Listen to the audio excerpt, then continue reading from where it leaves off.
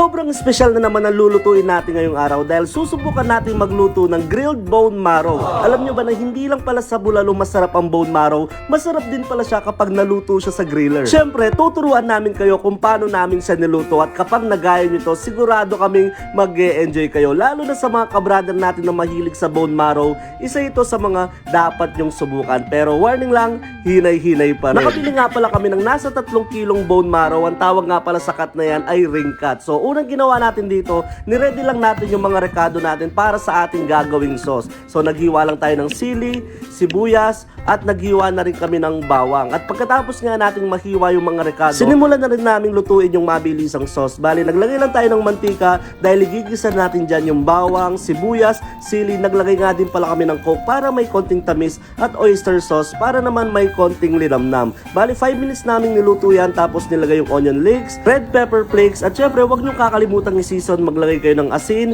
paminta, at konting asukal. Sobrang bilis lang, ready na yung ating sauce. Pinabaga na rin namin yung oling na gagamitin at ginamit na namin yung high pressure stove para mabilis dahil ang gagamitin pala natin ngayong araw ang pangmalakasan natin Kalina Brothers Smoker. Diyan natin niluluto yung mga bone marrow. At habang pinapainit namin yung griller, niready na rin yung foil na gagamitin natin para sa ating paglulutuan. Hinulma lang natin yan ng hugis bilog para hindi mahulog yung mga sauce na ilalagay natin. At kapag ready na, isasalang na natin yung mga napakalaking bone marrow. Sa totoo lang, first time lang namin gagawin to, pero tingin naman namin magiging masarap dahil sauce pa lang, ulam na. At kung umabot ka nga pala sa part ng video to, ka-brother, pag-comment mo naman kung tagasan ka para alam namin kung saan umabot yung video to. At pagkatapos natin lagyan ng sauce yung mga bone marrow, tatakpan lang natin yan at lulutuin natin yan sa 500 degree Fahrenheit sa loob ng 45 minutes. Grabe, sobrang bango ng niluluto namin ngayong araw. Sinilip nga namin yan after 20 minutes,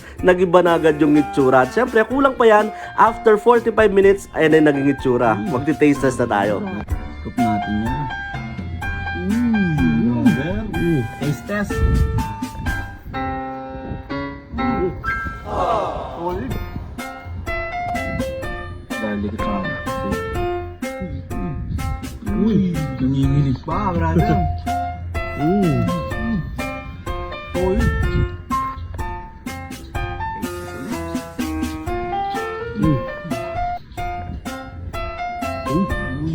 Solid yan, brother. Sarap. Tapos lagyan pa po yung ulam. Ano? Pangalong sa brother. Ayan, brother. Nahuli It's your ako turn. Pero lagyan ko ng chili garlic eh.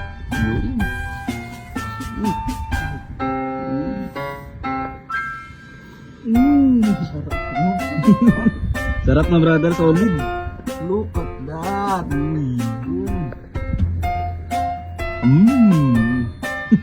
Alam mo ng gulay. Gulay?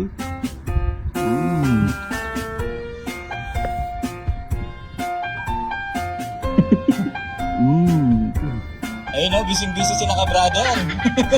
Sarap. Hanggang dito na lang guys. Ingat kayo and God bless.